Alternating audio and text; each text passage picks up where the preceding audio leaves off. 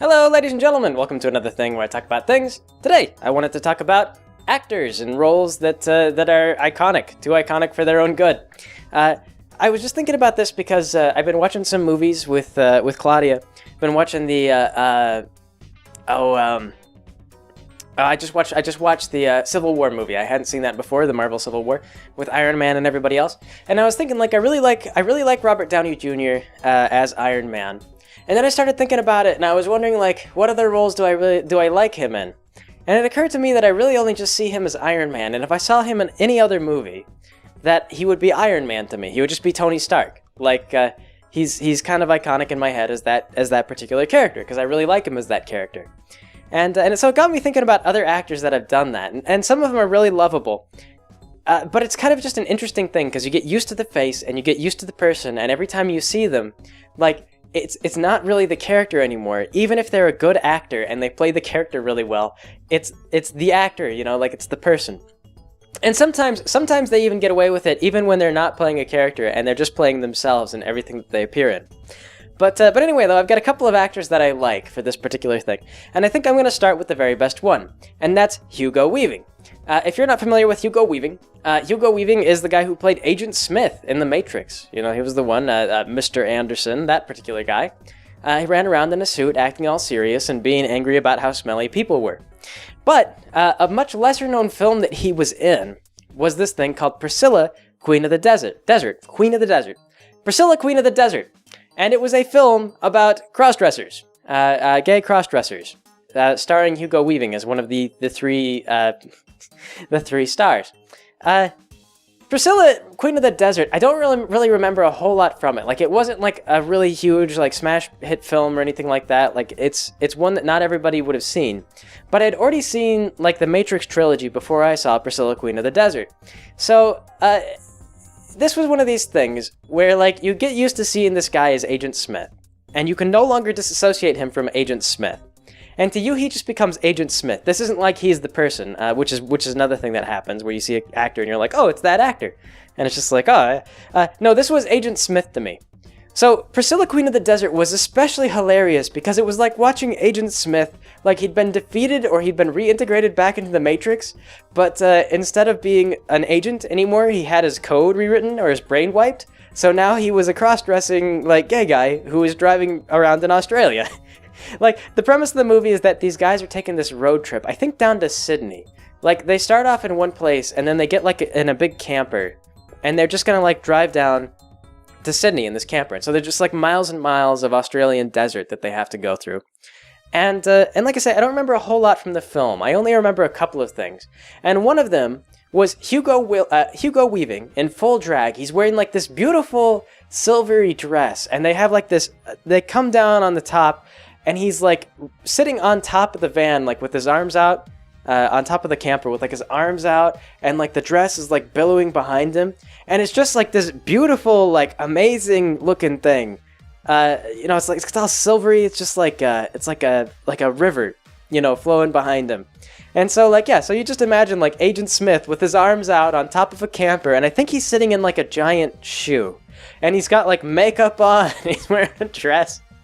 And yeah, Priscilla, Queen of the Desert, really much funnier movie. And it's not a comedy, because it's kind of about, well, it's comedic in a lot of times, in a lot of places. It's fairly lighthearted, but it also, like, these guys get into these little towns, these little backwater towns, and, you know, a lot of people are not super receptive to, you know, drag queens or anything like that. So they kind of get bounced around in and out of towns, and some people are sympathetic to them, some people are not, and that's kind of what it's about, is they get in the, you know, the conflict of the road trip. But yeah, Agent Smith, it's so funny to have seen him go from, like, talking about how awful humanity is to him just being so excited to be in a dress. And it's kind of like, it gives you a new perspective on Agent Smith, where you start to think, like, if only Agent Smith could have, like, worn that beautiful dress like he wanted, instead of being forced to hunt down humans and destroy them. Like, that's what he really wanted. He didn't really want to kill all of humanity. He just wanted to turn humanity into a desert that he could ride through for the rest of eternity wearing a beautiful silver dress that flowed like water. That was Agent Smith's true dream all along. So yes, Hugo Weaving. Another one that I think is really funny is Frankie Munez from Malcolm in the Middle.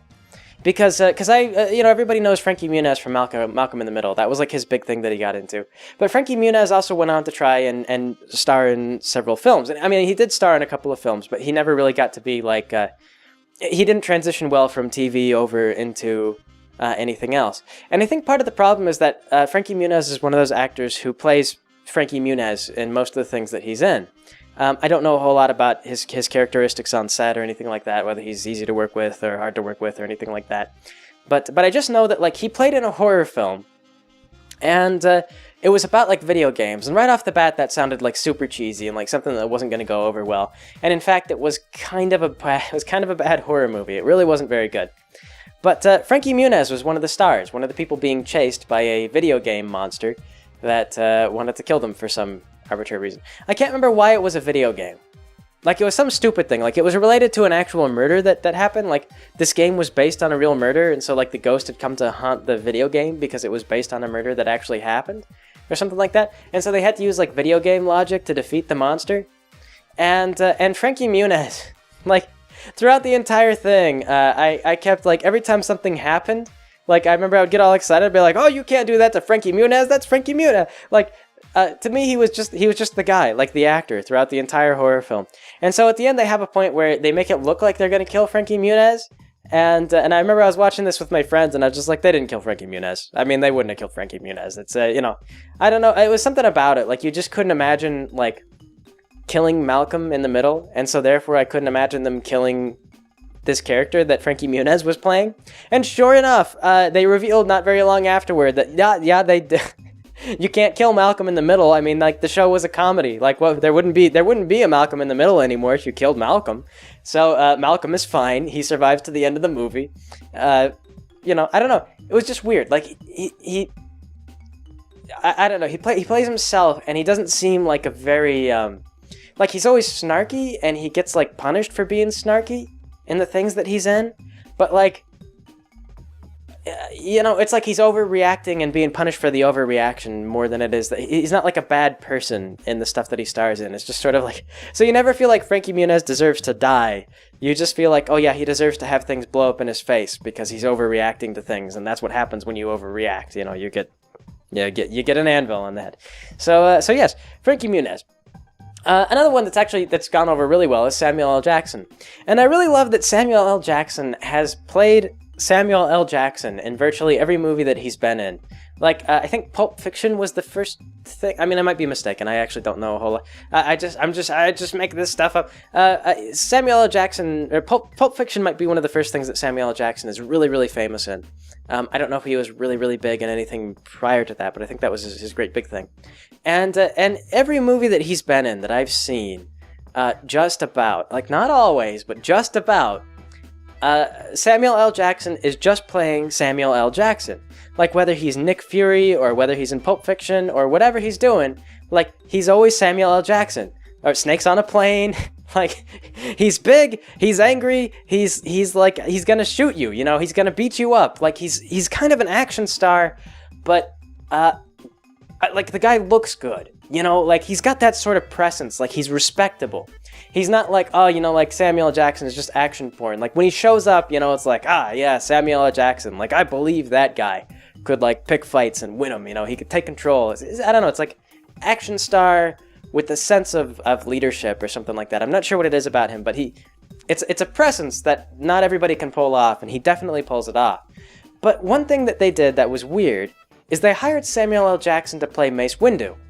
And this is funny because most people, like in every other film, they always hire Samuel L. Jackson to play Samuel L. Jackson. And for some reason, George Lucas was like, man, you know who would be great to play somebody other than Samuel L. Jackson? Samuel L. Jackson. And so they brought him in to play Mace Windu, and some people really liked Mace Windu. And I think that it comes back to that whole thing where, like, Samuel L. Jackson just comes across as that guy who could be, he's like a very firm, he's got that firm leadership type personality. So he comes across as imposing as this character, even when he's just kind of like not really being Samuel L. Jackson. But it was kind of a weird role, because every time he was on screen, he was just Samuel L. Jackson. But to me, it felt like Samuel L. Jackson trying to work on the lessons he learned in, like, anger management courses, Like, he's like, I'm going to sit here, and I'm going to count to 10. And I'm not going to shout at you. I'm not going to be angry about any snakes. I'm not going to shoot you. I'm not going to fight with you. I'm just gonna calmly tell you what's wrong. And this was kind of his character in Mace Windu. He was supposed to be sort of more placid, very even-handed, very steady. And I think Red Letter Media talked about this a little bit. I can't remember what other actor that they were thinking about casting for this, but I believe that they had some kind of weird demographic excuse. Like, they were like, we need to reach out to the black demographic, and so we need a black actor. And they were like, well, who's big? And they were like, oh, Samuel L. Jackson. And there were like other choices, but Samuel L. Jackson was like bigger and he had more pull. But he just, like, it was like not a really, it wasn't a role that he normally played. And of course he went along with it because it was Star Wars. And, you know, and like I said, some people really liked him in the movies. Like, I've heard people who absolutely loved his performance. But I don't know, it was just bizarre because he's another one of those actors that every time I see him, like, I always think, yeah, that's Samuel L. Jackson, all right. Like, I can't see him as anybody else. Another, of course, is Ian McKellan, and Ian McKellan, he gets away with this a little bit better. But the trouble is that he starred in two great films that did very well in their time: the Lord of the Rings film, where he was Gandalf, I believe. I could be confused. Gandalf. No, was he Saruman? Pretty sure he's Gandalf. If I'm misremembering, then no, he was Gandalf. I could just be misremembering him now. But then he was also Magneto. No, he was Gandalf and Magneto. Who is Saruman? There's some other guy who was Saruman. I think he passed. I don't know. Anyway, though, around that time, Ian McKellan gets away with it because Gandalf and himself as Magneto, Gandalf has the beard and everything like that, so he gets away with kind of like, he looks different, so it's easy enough to separate the characters, and he plays a different role between the two of them. But for a long time, though, like, I loved both films so much that I used to try to stretch and sort of connect the two in the way that I would do with these other people like Samuel L. Jackson or whatnot, where I just kind of have them all like, Samuel L. Jackson's just immortal. Like, he has been Nick Fury. He's been all these things, like, a long time ago in a galaxy far, far away. He really was Mace Windu. And then later on, he joined this gang in Pulp Fiction, and then, like, he cleaned up his act after he had that revelation. And he joined S.H.I.E.L.D., became Nick Fury, you know, and he got on a plane once. Like, before that, when he was working his way up to S.H.I.E.L.D., he got on a plane and they had the snake incident. And they were like, oh, wow, Samuel L. Jackson handled those snakes really well. Maybe we should make him an even more special agent than he was. And yeah. Apparently he learned to surf during Snakes on a Plane. But anyway, yeah. Ian McKellan, at that time, though, I remember I was trying to do that same thing. Not because Ian McKellan was doing anything that really struck me out as like, yes, this is Ian McKellan in both movies. But there was just something about the fact that Ian McKellan was starring in like 2 major films that were really huge at the time. And he was, I don't know, I guess because he's an older guy. And so I just associated him with, like, I don't know, a serious old guy. I'm not sure what it was. There's just something, some reason I kept doing that.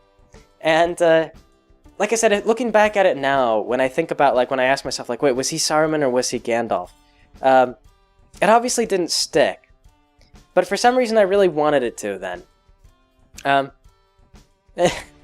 Anyway, though, yeah, he's one that doesn't stand out quite as much, but for some reason, I just kind of always wanted it to. But anyway, though, so the last guy, though, that I've been thinking about, that I really, really like, is actually from Bollywood, so a lot of people probably aren't familiar with this, but there was this actor in Bollywood known as Shah Rukh Khan. And Shah Rukh Khan is like a he's an Indian singer, dancer, actor, and he was really, really popular for a stretch, and he might still be. I don't know if he still is, but it was really funny because I used to watch all these movies. One of my ex-girlfriends was from Nepal.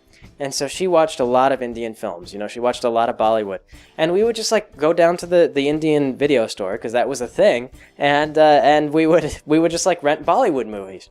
And it was funny because, like, we wouldn't look up what the Bollywood movie was about. Like, we would just be like, do we feel like action today, or romance, or dancing? Who are we kidding? Never mind, this is Bollywood. It's gonna be all 3, no matter what we rent. Bollywood is funny. Like, their movies are like 3 hours long. And it's because it's action, romance, and dancing is like almost every single movie. There are some exceptions, but they've produced just some crazy stuff. And there's always a dance number. There's always, you know, it's crazy. Bollywood's crazy. But it got to be a running gag between us because we would rent movies not knowing, like, we wouldn't look at, like, who's the star or anything else like that. We would just, like, go by the title. And we would bring it home, and then sure enough, who would be the actor but Shah Rukh Khan? Shah Rukh Khan in every single film.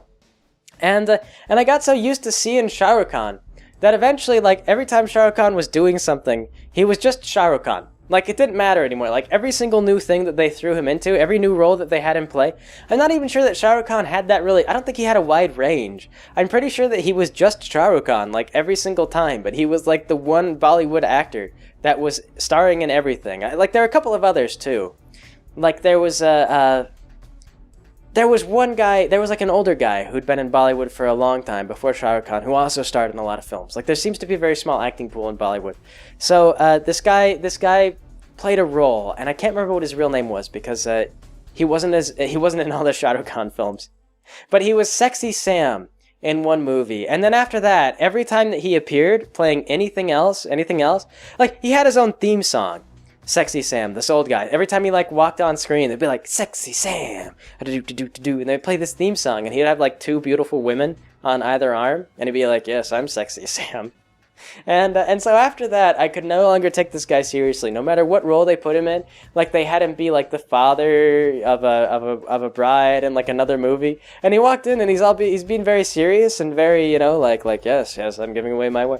But to me, he was just Sexy Sam. Like, he was forever tarnished. I could never see him as anything but Sexy Sam ever again. So, Sexy Sam. But Shah Rukh Khan, though, same way. Like, there was one movie that was really funny because they had this sort of, they had this plot. It was actually starring a woman for a while, and she had, like, a secret admirer or something like that. And so, like, they revealed her admirer during a song, and I think that he took off a mask or something like this. And this was one where I hadn't watched it. First, I watched it after my ex did. So she was describing it to me. And she goes, yeah, like, so I was watching this movie, and it was going along, and it was starring, like, it was kind of a new take, like, it was a little different from some of the other Bollywood movies, and so they go into the song, and they reveal who the admirer is, and he, like, removes his mask, or it was, like, the curtains pull away, or something like that, and she goes, guess who it was? And I was like, it was Shah Rukh Khan, wasn't it? She goes, it was Shah Rukh Khan! It was Shah Rukh Khan! I was like, it's always Shah Rukh Khan, it's always. Like, he stars in every Bollywood movie. There's not a Bollywood movie that doesn't have Shah Rukh Khan in it. And this is not true. I know that there are some people who are fans of Bollywood that would resent that implication. I had when I worked at the pharmacy, one of the pharmacists was actually from India, and so I was talking to her about this. I was like, yeah, Shah Rukh Khan, he's in everything, and she was like, he's not in everything, and I was like, well, he's in a lot of things. he's in enough things that it's become comical. So Shah Rukh Khan, yeah. But anyway, though, it's kind of a fun and interesting thing. Like, you get into acting and stuff like that. And I've heard that there are some actors who are really just absolutely phenomenal. And the trouble is that sometimes that kind of thing will just trash their ability to play in anything else. Like, Harrison Ford is another good example. Not necessarily being unable to play anything else. But Harrison Ford, like, while everybody loves him, It's very hard to not see Harrison Ford in any of the films that he's in. Like, when he showed up in the new Star Wars and they killed him, and, like, I heard that he asked specifically for Han Solo to die. Like, it just felt like a very Harrison Ford kind of thing. Like, I just sort of like to read about him being on set, and he's got this stupid script, and he's supposed to do this stupid thing, and he's really not feeling into it, so he just ad-libs something else completely, and it's way better than what anybody wrote, and they just roll with it, you know, like the shooting the guy, the scene where, like, he shoots the guy, or there's all kinds of ad-lib scenes in Star Wars, because the script would call for him to say something dumb, and then he just wouldn't say it, he would just refuse. And that's one of those interesting things, I think, too, is that stuff like that, I suspect, there's a lot of stuff wrong with, like, episodes 1 through 3. But stuff like the actors refusing to cooperate with the script probably was a big part of what made the original Star Wars series, you know, good and fun. As opposed to had they said the really, like, if they'd said really grown-worthy cliche things, people might not have been so into it. But, yeah, Harrison Ford, another guy that showed up in a lot of movies, and he's Harrison Ford in every single movie that you might see him in. And while that's awesome, and great, and likable, kind of like Samuel L. Jackson, it's that similar demeanor, that similar sort of, like, you know, yeah, like this guy he's like an action star, but like with that veneer of respectability that you can just kind of, you know, get into and root for. He's Harrison Ford in like everything that he's in. But yeah, I can't recall. I think the guy who played like the dude in Big Lebowski or something like that was one guy who was a good actor but couldn't get roles anymore because he became so closely associated with that character in the Big Lebowski that no one else they didn't want to cast him in anything at all aside from that kind of role. Because everybody would see him and they would just associate him with, you know, that role that he did in the Big Lebowski, and they wouldn't be able to take him seriously. So yeah, like, I don't know, some actors get away with it. Like, some actors just get cast as themselves over and over again, and other actors, you know, they get away with it. I'm not entirely sure what it is. It might depend a bit on, like, what exactly was your role, or was your bit, like, something very serious, or was it, like, did you act too well, or what'd you do? And I don't know, I think everybody who gets to be a regular face in cinema, I mean, like, Will Smith has been in a lot of things, too. And Will Smith was interesting because a lot of times he was just kind of playing Will Smith. But as he got older, it seemed like he wanted to get into more serious roles and play people other than Will Smith. And I felt like that had, like, mixed success. Like, I saw 7 Pounds, and some people like that movie. 7 Pounds was, like, this drama about Will Smith wanting to kill himself with a jellyfish. And that was super weird because the catch of the movie, I mean, spoilers, the catch of the movie was that Will Smith was going to donate his heart to this woman. And, like, I think if you poison yourself with a jellyfish, it renders your organs, like, worthless. So, I don't know. That movie was weird, and like, it was, like, really weirdly depressing, but it was trying to have some positive notes, and it was kind of all over the place. I don't know. Yeah, a lot of actors kind of get into that. Jack Nicholson, same deal. But, it's part of the charm, I think, is it's almost like you know they're actors, and you know that what they're doing is all kind of, like, for pretend, but you get used to seeing a face, and you get to like that person, and you just want to see them again. Like, it's like Samuel L. Jackson. Like, yeah, like, he's gonna, like, anything Samuel L. Jackson's in, it's gonna be Samuel L. Jackson. But, like, I like Samuel L. Jackson. Like, I want to see more Samuel L. Jackson. That's cool with me. Like, I'll go see a film with Samuel L. Jackson. And that's kind of where you get that star power, I think, too, is that everybody gets to know you and who you are. And you say, like, oh, Samuel L. Jackson's gonna be in that movie. Like, I'll go see Samuel L. Jackson. Yeah, I love that guy. That guy's amazing. And, yeah. It's kind of bizarre. It's kind of bizarre. Developing that personality, it's a big part of the draw to get audiences into theaters, but it's also, it's kind of antithetical to what you would think theater would be all about, which is like creating a persona that is different every single time, as opposed to being the same actor. Yeah.